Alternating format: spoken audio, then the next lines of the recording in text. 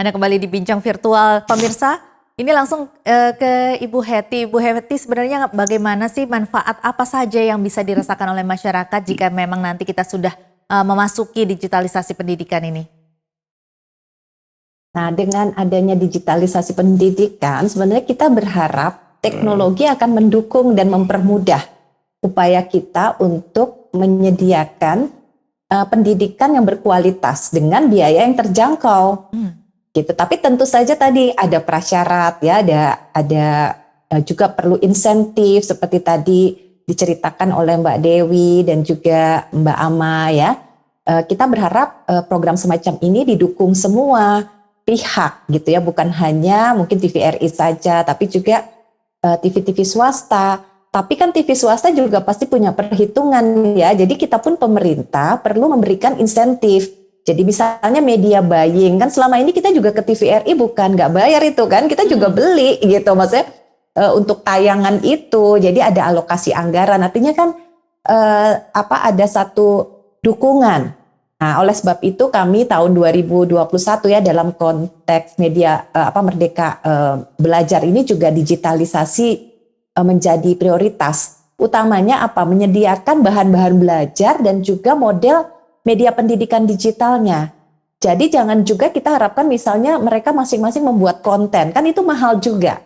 Apalagi tadi konten-konten budaya lokal. Sebenarnya juga saya senang ya dengan di Jogja tadi. Sebenarnya bisa saja konten yang dibuat di Jogja juga ditayang di daerah lain di Indonesia. Karena kita juga pengen tahu apa hal-hal yang menarik tentang Yogyakarta, termasuk wisata budaya. Dan kita sekarang juga sudah punya undang-undang nomor 5 tahun 2017 tentang pemajuan kebudayaan. Nah, jadi kami mungkin nanti di DPR singkatnya gitu ya, ingin mendukung, dan ada sekitar 2 triliun lebih ya dana yang kita alokasikan untuk digitalisasi di sekolah dan media ini. Termasuk tadi layanan terpadu dari Kemendikbud dan juga media buying tadi, belajar dari rumah dari TVRI juga, maupun media-media lain, bukan cuma TVRI. Mudah-mudahan tahun ini bisa kita support juga.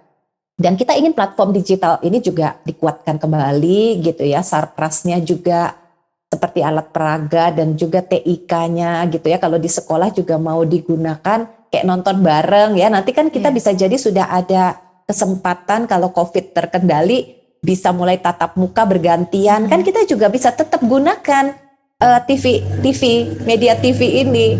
Apalagi kalau sudah digital, kita bisa 5G, terus juga kualitas gambarnya lebih bagus, bisa lebih interaktif, pasti pada senang anak-anak. Kuncinya yang tadi Ibu Ani sampaikan, kalau nggak menarik, dan terbukti dari survei yang pernah dilakukan oleh Balitbang Kemendikbud, 65% anak-anak kita ketika ditanya, mereka mengatakan tidak setuju kalau belajar dari rumah itu menyenangkan gitu Mbak Dewi. Jadi mereka semua memang bosan ya, dan jenuh dan lain-lainnya. Kalau cuma dikasih tugas lewat WA aja Bu, ya kan, tentu saja mereka tidak suka gitu. Jadi harus ada banyak kreativitas, dan kita punya seniman, budayawan, kita punya desain media visual yang desainer yang bagus. Jadi perlu adanya kreativitas ya Bu ya, dalam membuat konten-konten itu. Ya, kalau dari Bu Ama sendiri, ini seperti apa masukannya untuk kelancaran dari digitalisasi pendidikan supaya bisa benar-benar memberikan manfaat kepada siswa-siswa? Digitalisasi dalam pendidikan memang ada yang penting dari itu, terutama materi. Akan tetapi ada yang lebih penting dari materi pendidikan itu sendiri atau materi dalam pembelajaran, yaitu metode pembelajaran, model pembelajaran, dan media pembelajaran. Nah, di sini digitalisasi dalam bidang penyiaran sangat penting karena menjadi media bagi semua pelajar Indonesia untuk mendapatkan kesetaraan keilmuan. Jadi dengan adanya digitalisasi penyiaran, digitalisasi terutama dalam televisi, itu membuat education for all. Jadi semua orang Indonesia bisa menikmatinya melalui televisi, karena televisi adalah media yang paling dekat dengan masyarakat. Nah, untuk bagaimana ini bisa menarik, pertama yaitu penggunaan metode dan medianya, misalnya seperti learning by doing. Jadi kalau di sekolah terutama di Jogja, pada umumnya menggunakan learning by doing selama luring maupun daring. Jadi ketika daring, siswa-siswi diajak untuk belajar, misalnya kita harus membuat suatu karya tapi dengan benda-benda yang ada di rumah. Jadi memang udah dijumpain di rumah karena ini kita harus stay di rumah seperti itu. Nah, untuk hal yang penunjang lainnya yaitu adalah akses internet. Jadi ketika akses internet sudah menyeluruh, digitalisasi televisi sudah menyeluruh, maka apapun yang akan disampaikan udah ada medianya seperti itu. Iya. Lebih tepatnya memang harus menggunakan metode dan media yang tepat. Baik. Ke Ibu Ani, kalau Ibu Ani sendiri bagaimana, masukannya apa sebenarnya yang dibutuhkan oleh orang tua dalam proses belajar mengajar secara jarak jauh ini, dan juga apa yang diharapkan dari digitalisasi pendidikan? Saya masukannya untuk masalah ini, sepertinya orang tua butuh pendampingan, tidak tiba-tiba dilepaskan anak-anak jadi pengawasan orang tua, tugas melalui WA. Kita tidak tahu bagaimana menerangkan dari anak yang pertama, kedua, tugasnya seperti apa, bagaimana menyelesaikan. Enggak cuman penyiaran yang kita butuhkan itu yang benar-benar tidak seperti TikTok yang seperti racun, tapi memang benar-benar imbasnya untuk pendidikan yang bernasionalisme itu benar-benar masuk. Adaptasi sendiri terhadap teknologi ini bagaimana Bu Ani selama ini untuk menggunakan teknologinya sendiri, ada kendala nggak? Kalau untuk teknologinya tidak ada kendala, tapi pemakainya yang sudah mulai kebablasan.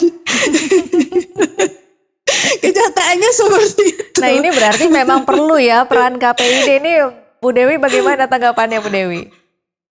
Baik, Mbak, saya tanggapi ya. Untuk masalah tadi bagaimana dengan teknologinya, kalau yang saya pahami dari apa yang disampaikan Mbak Ani tadi, sepertinya teknologinya itu berkaitan dengan media yang digunakan selama belajar di masa pandemi, gunakan misalkan Zoom meeting, dan itu kan tidak menggunakan televisi ya. TVRI hanya beberapa lama yang untuk menayangkan mata pelajaran per kelas misalnya, tetapi selama ini seperti yang disampaikan oleh Mbak Ani tadi, media yang digunakan adalah media-media internet. Jadi kalau KPID itu wilayah kewenangannya itu tidak ada di internet, tetapi ada di televisi dan radio. Jadi kewenangan KPID itu hanya ada di televisi dan radio, itu pun yang ditayangkan. Nah, sebelum yang ditayangkan itu bukan kewenangan KPID. Nah, menurut KPID, Anda perlukah kewenangan KPID di bidang di internet ini sendiri? Kalau melihat pertumbuhan atau perkembangan teknologi, seharusnya memang harus ada lagi nih, ini tugasnya Bu Hetiva untuk kemudian merancang bagaimana aturan yang bisa mengakomodir seluruh masalah dan kebutuhan di dalam menggunakan media-media baru, new media seperti YouTube, kemudian sosmed, itu belum ada regulasi. Baik, pemirsa, nanti kita akan bahas ini lebih jauh, tetapi kami akan jeda dulu. Bincang virtual akan kembali usai jeda berikut ini.